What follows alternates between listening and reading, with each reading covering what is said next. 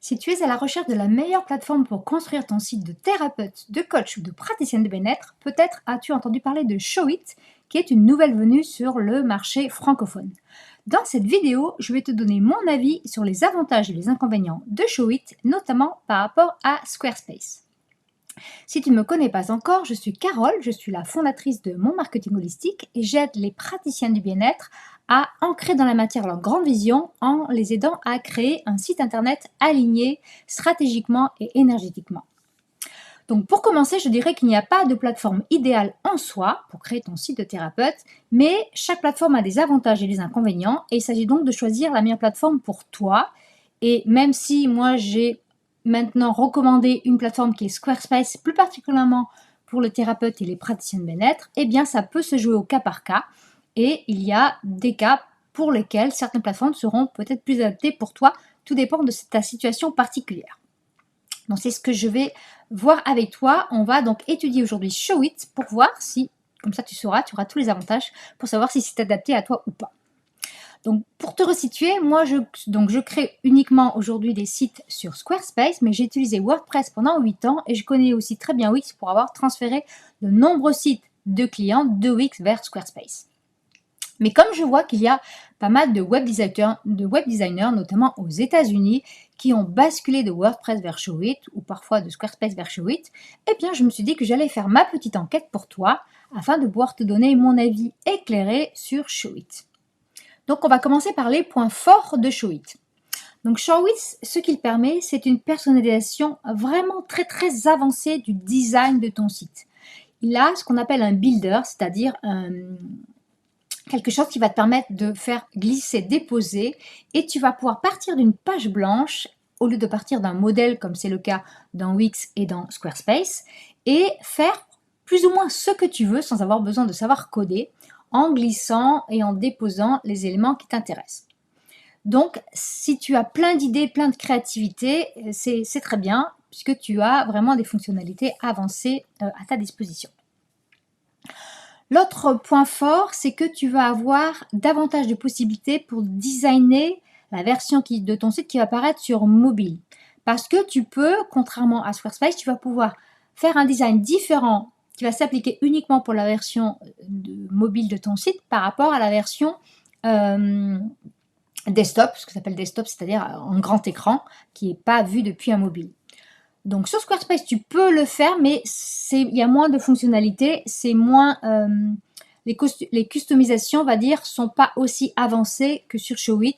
Là-dessus, Showit est plus précis. Tu peux vraiment faire des choses un peu plus avancées au niveau du design sur mobile.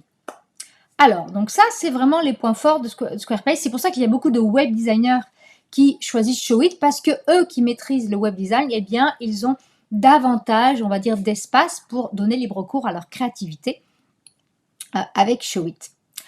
Par contre, les points faibles, toujours dans l'optique d'un site de thérapeute, quels sont les points faibles de Showit? Déjà, il faut savoir que le coût annuel de Showit est supérieur à celui de Squarespace. Parce qu'ils te font déjà payer la fonction blog à part.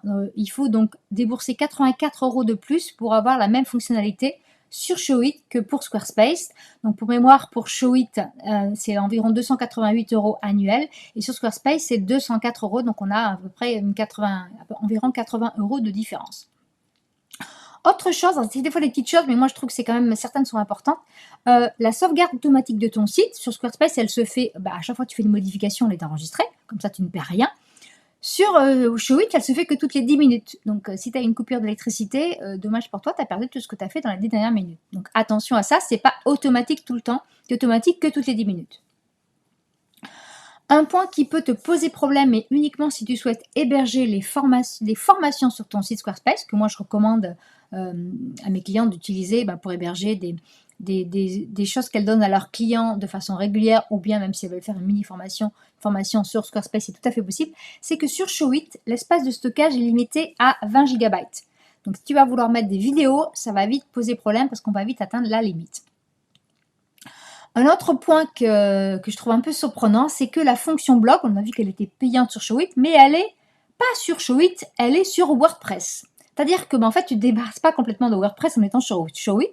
Tu as certes un builder intégré et donc une installation qui est un peu facilitée par rapport à WordPress, mais beaucoup plus compliquée que Squarespace quand même.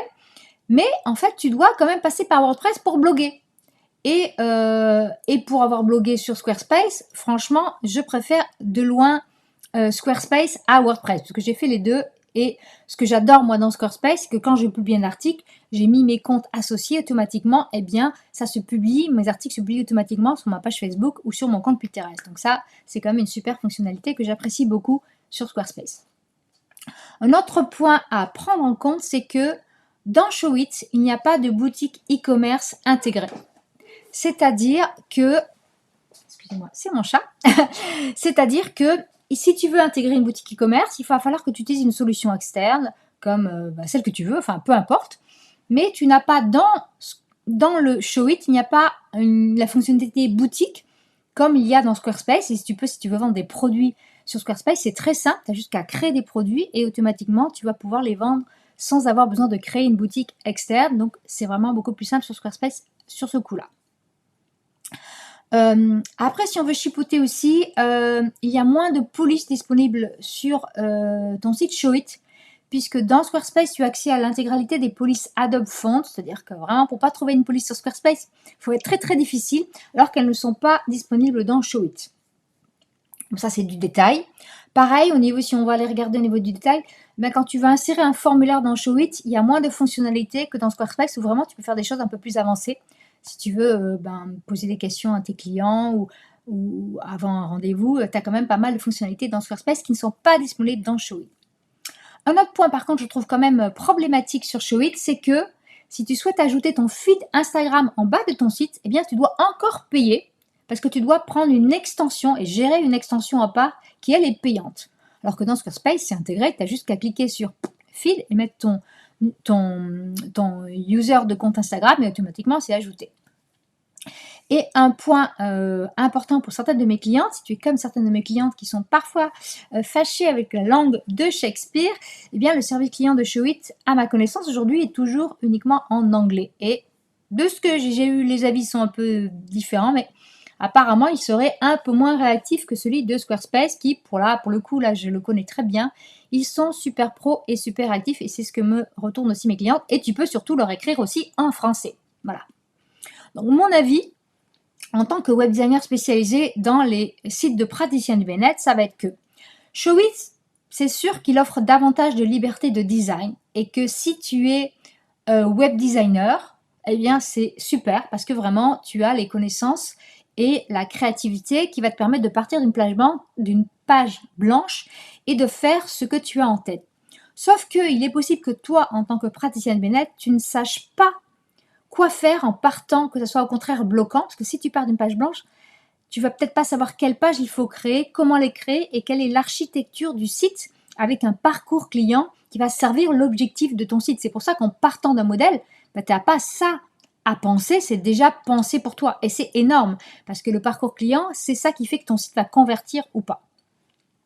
Donc oui, il y a beaucoup plus de liberté de design, mais au détriment, la conséquence, c'est que il va demander une courbe d'apprentissage supérieure et des connaissances techniques un peu supérieures qui sont peut-être moins adaptées, c'est mon avis, aux praticiens du bien-être.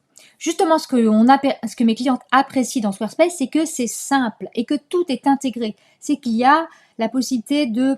une chose que je t'ai pas dit aussi, oui, dans Showit, tu n'as pas intégré Google Workspace, c'est-à-dire que Google Workspace, c'est ce qui te permet d'avoir une adresse email adossée à ton nom de domaine. Au lieu d'avoir une adresse en Gmail, il ne faut pas envoyer des newsletters avec une adresse qui finit par gmail.com parce que tu vas atterrir dans les spams de tes destinataires. Il faut avoir une adresse pro, c'est-à-dire une adresse qui c'est par exemple contact@monnomdedomaine.com. Ça, dans Squarespace, ils l'ont intégré directement, ça passe par Google Workspace et tu peux le gérer directement dans Squarespace. Tu as un seul endroit pour gérer tout. Et surtout, il t'offre la première année est gratuite.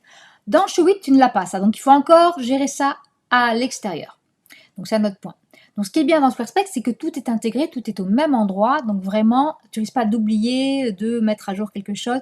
Tout se fait au même endroit, donc c'est une tranquillité d'esprit, une facilité que moi vraiment, c'est pour cela que je recommande cette solution-là. Et puis peut-être que tu n'as pas justement, comme je disais, toi, ta connaissance du parcours client à faire et que ça peut être bloquant de partir d'une page blanche parce que, c'est plus technique et ça te demande d'avoir des connaissances que tu n'as pas, parce que c'est des connaissances en web design, pour le coup, en web marketing même, pour savoir comment organiser tes différentes pages. C'est pas que la créativité, c'est qu'il y a aussi la logique derrière, et ça, eh bien, c'est un peu plus avancé, on va dire. Donc, je pense que Showit, ça peut être très bien pour quelqu'un comme moi qui est web designer, mais pour quelqu'un qui a juste besoin d'un outil qui est simple à utiliser, une plateforme tout en un avec une boutique en ligne, s'il a besoin un jour de vendre des produits, des compléments alimentaires, peu importe, il pourra le faire directement depuis Squarespace. Donc moi, ça me semble toujours, et je continue à regarder les différentes plateformes qui apparaissent sur le marché, à titre personnel aussi, c'est comme ça que j'avais découvert d'ailleurs Squarespace. Moi, je continue toujours à recommander Squarespace devant Wix, devant WordPress et devant Showit, si tu es une coach, une thérapeute ou une praticienne de bien-être. Alors, si tu veux gagner du temps pour créer ton site de praticienne de bien-être, sache que j'ai créé des modèles de sites spécifiquement pour les praticiennes de bien-être, donc qui viennent avec une formation qui va non seulement t'aider pour la partie technique, évidemment, mais aussi pour rédiger les pages de ton site, parce que c'est pas tout de créer le site, après il faut le remplir, choisir tes photos, avec une sélection de photos libres de droit, et puis je vais aussi te recommander les meilleurs outils pour prendre les paiements, et puis pour prendre des séances en ligne, et puis des conseils pour bien remplir ton site, pour optimiser ton référencement naturel. Donc je te mets le lien direct. Sinon, tu peux trouver les modèles sur mon site en tapant, en regardant modèle de site pour les thérapeutes. Donc, j'espère que ce petit tour d'horizon de Showit versus Squarespace t'aura permis de faire ton choix en toute conscience pour la meilleure plateforme pour créer ton site. Et puis, je te dis à la semaine prochaine.